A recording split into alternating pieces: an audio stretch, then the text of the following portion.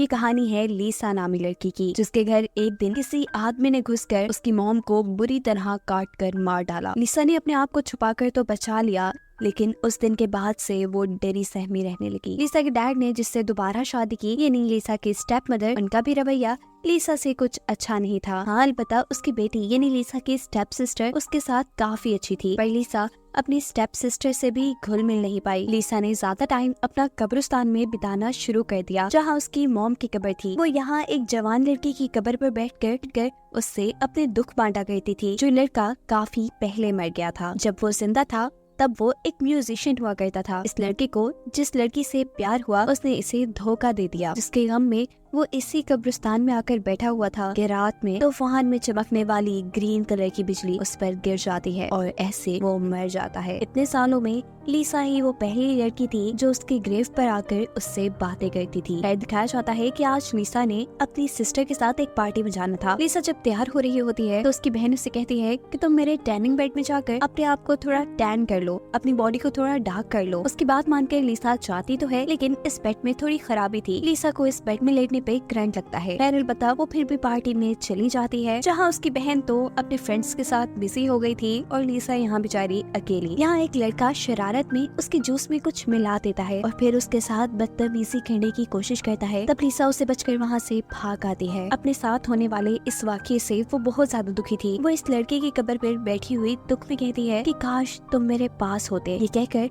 लीसा अपने घर आ चुकी थी और पीछे दिखाया जाता है कि आसमान में आज दोबारा से ग्रीन बादल छाए हुए हैं। वो अब घर आती है। उसे अभी भी इतना गुस्सा आया हुआ था कि उसने अपने घर का एक मिरर तक तोड़ दिया था और उसके ऐसा करते साथ ही हम आसमान से ग्रीन बिजली को कब्रिस्तान में गिरते हुए देखते हैं। ये बिजली उसी लड़के की कब्र पे गिरी थी जिससे लीसा बातें किया करती थी और अब वो लड़का जिंदा हो चुका था, जिसकी खबर अभी किसी को नहीं है। दिखाया जाता है कि लीसा के उठने पर उसके स्टेप मॉम ने उसे बहुत डांटा है, क्योंकि रात में उसने घर का शीशा तोड़ा है। वो उसे इस शीशे के पैसे मांगती है। हालांकि लीसा तो कोई जॉब भी नहीं करती, उसके डैड भी उसका कोई साथ नहीं देते और ऐसे लीसा को नुकसान भरने के लिए एक पार्ट टाइम जॉब करनी पड़ती है। जब वो घर आई तो उसने देखा कि सब लोग खाना खा चुके थे और वो लोग मूवी देखने जा रहे थे। लीसा की बहन उसे भी साथ चलने को कहती है, लेकिन लीसा थके होने की वजह से उनको मना कर देती है और उनके जाने के बाद खुद एक हॉरर मूवी लगाकर बैठ जाती है। इस वक्त अचानक उसके घर पर कोई घुस आता है, जो लीसा को कोई भूत या ज़ॉम्बी लग रहा था। उसे बचने के लिए वो कभी इधर भागती है तो कभी उधर और आखिर में छत पे चढ़ने का फैसला करती है, जिस पे चढ़ने से वो नाकाम हो चुकी थी और गिरती है वो उसी भूतिया आदमी के ऊपर, जिसके अंदर से ग्रीन कलर का गंदा लिक्विड निकलकर भी लीसा के ऊपर गिर जाता है। गार्डन में चलने वाले शॉवर से इस लड़के के ऊपर से मिट्टी हट जाती है और ये घर के अंदर आ जाता है। लीसा उसे पहचान नहीं पा रही थी। तब वो लड़का उसे इशारों में बताता है कि मैं वही ग्रेव वाला आदमी हूँ जिससे तुम बातें करती थी और मैं तुम्हारी उसी विश की वजह से ही जिंदा हुआ हूँ जिसमें तुमने बोला था कि काश तुम मेरे पास होते। लीसा को अभी भी कुछ समझ नहीं आ रही थी, लेकिन समझने से ज्यादा जरूरी था इस आदमी को नहलाना, क्योंकि इसके अंदर से बहुत ज्यादा गंदी स्मेल आ रही थी। यहाँ हम देख पा रहे हैं कि इस आदमी का एक हाथ नहीं है और साथ में उसने लीसा को दिखाया है कि उसकी जुबान भी नहीं है। वो जब नहाकर बाहर निकलता है तो लीसा देखती है कि उसका एक कान भी नहीं है। वो आदमी लीसा को समझाता है कि मुझे तुम्हारी मदद की जरूरत है अपने बाकी सारे बॉडी पार्ट्स ढूंढने के लिए। इससे पहले ये लोग आगे कुछ बात करते लीसा की फैमिली घर वापस आ जाती है, लेकिन घर की हालत तो बहुत ज्यादा बुरी हुई हुई थी। इस ज़ॉम्बी से बचने के लिए चीजें कुछ इधर उधर पड़ी थी तो कुछ टूट चुकी थी और लीसा की स्टेप मदर का मानना था कि ये सब लीसा ने जानबूझ के किया है। वो अपने हस्बैंड से यानी लीसा के डैड से कहती है कि तुम्हारी बेटी पागल हो चुकी है और अब हम इसे पागल खाने छोड़ाएं। लीसा उन्हें बहुत बताने की कोशिश करती है कि ये सब उस क्रिएचर की वजह से हुआ जो उनके घर में घुस आया था, पर उसकी कोई बात नहीं सुनी जाती और ये सारी बातें वो क्रिएचर भी कमरे में सुन रहा था।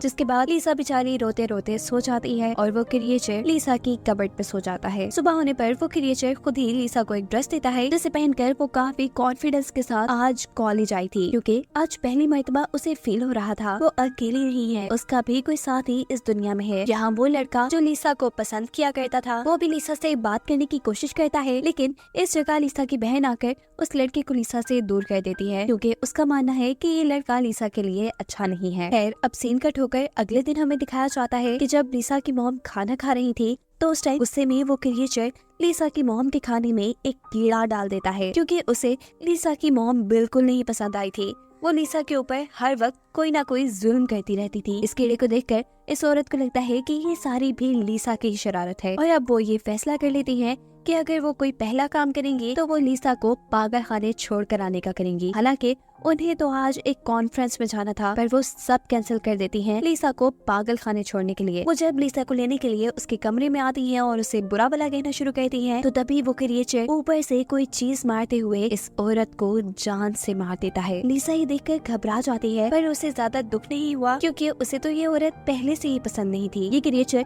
अब इस औरत का कान भी काट चुका था। लाश का ये लोग क्या कहते, तो इस लाश को घसीटते हुए ये क्रिएचर और लीसा उसी कब्र तक ले आते हैं जिसमें से ये क्रिएचर जिंदा होकर बाहर निकली थी। लाश ठिकाने लग चुकी थी। अब घर आकर ये क्रिएचर लीसा से कहती है कि इस औरत का कान मेरे जिस्म के साथ सी दो। लीसा ने भी ये कान सी तो दिया था, लेकिन इस कान का कोई फायदा ही नहीं था क्योंकि ये क्रिएचर इस कान के जरिए सुन नहीं पा रही थी। तब ये क्रिएचर लीसा के हाथ में एक बिजली का निशान बनाते हुए उसे समझाता है कि ये कान तब काम करेगा जब उसे करंट लगेगा। लीसा को अब याद आता है उसकी सिस्टर का वही टर्निंग बेड जिसकी वजह से मूवी के स्टार्ट में उसे भी करंट लगा था। वो उस क्रिएचर को उस बेड में लेटा देती है और खुद अपने बालों को स्टाइल करने लगती है। साफ जाहिर हो रहा है कि लीसा अब काफी खुश है, काफी कॉन्फिडेंट भी है और ये सब हो रहा है इसी क्रिएचर की वजह से जिसे वो अपना दोस्त मान रही है। ये क्रिएचर जब उस स्टैंडिंग बेड से निकलकर बाहर आता है तो पता चला है जो कान उसने सिया था वो भी अब काम करने लगा है। अब लीसा अगले दिन खुशी खुशी तैयार होकर कॉलेज जाती है। उसका कॉन्फिडेंस, उसका स्टाइल देखकर काफी लोग उसे पसंद करने लगे थे। कॉलेज में वो बहुत ज्यादा मशहूर हो गई थी और ये सब कुछ ही दिनों में हो गया था। अपनी इसी पॉपुलैरिटी का फायदा उठाते हुए लीसा उस लड़के से दोस्ती करती है जिसने मूवी के स्टार्ट में लीसा से बदतमीजी करने की कोशिश की थी। ये दोस्ती वो अपना बदला लेने के लिए कर रही थी क्योंकि अब हम देख रहे हैं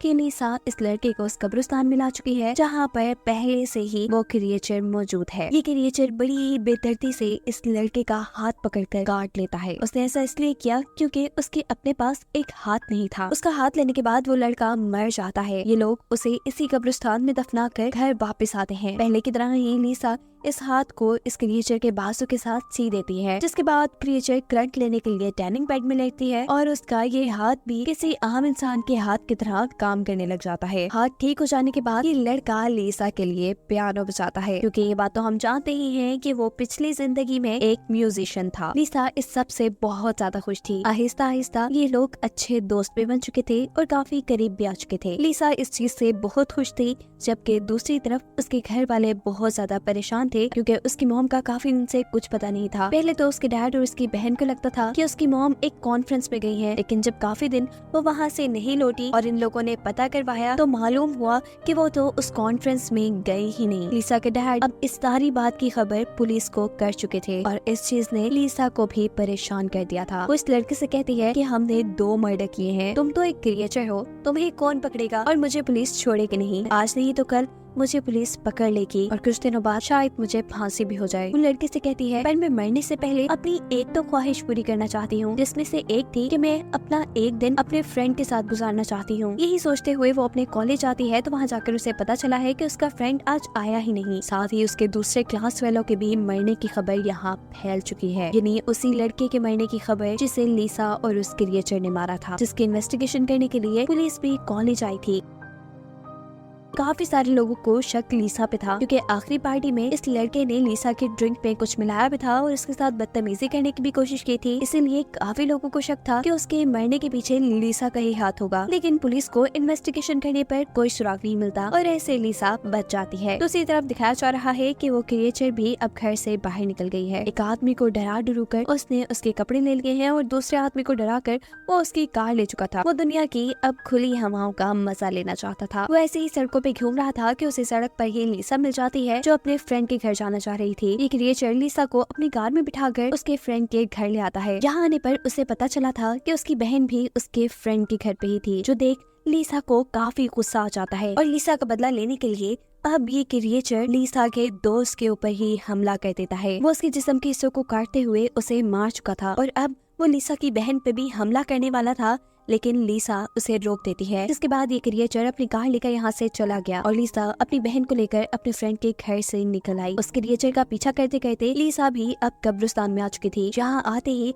मौका पाकर लीसा की बहन उससे बचकर भाग जाती है और इस वक्त पर लिसा को ख्याल आता है कि वो क्रिएचर उसे बुरी तरह फंसा चुका है। उसने 3 मर्डर कर दिए हैं जिसका इल्जाम लिसा पर ही जाएगा और इस गुस्से में वो इस क्रिएचर को ही खत्म करने का सोचती है। वो पीछे से उस पर वार करने आ ही रही थी पर आखिर वो उसे नहीं मार पाती क्योंकि एक अकेला वो ही उसका दोस्त था। वो यहाँ इस क्रिएचर को बता देती है कि मैं तुम्हें बहुत पसंद करती हूँ, जिसके बाद ये लोग घर आ जाते हैं। लिसा यहाँ पर एक और मर्तबा इस आदमी के जिस्म के हिस्सों को सीती है और फिर से ये लोग उसे शॉक ट्रीटमेंट देते हैं, जिसके बाद अब ये क्रिएचर काफी खुश नजर आ रही थी।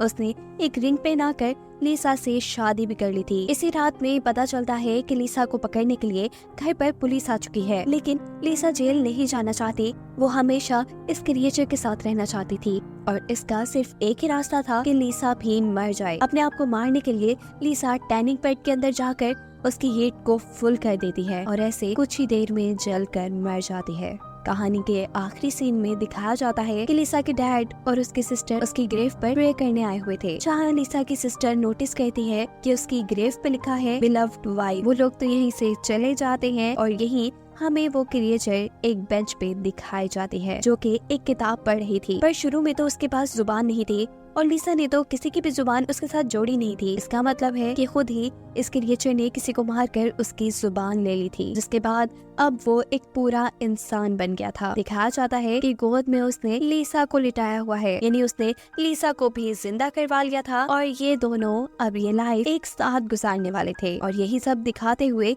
ये कहानी यहाँ खत्म हो जाती है।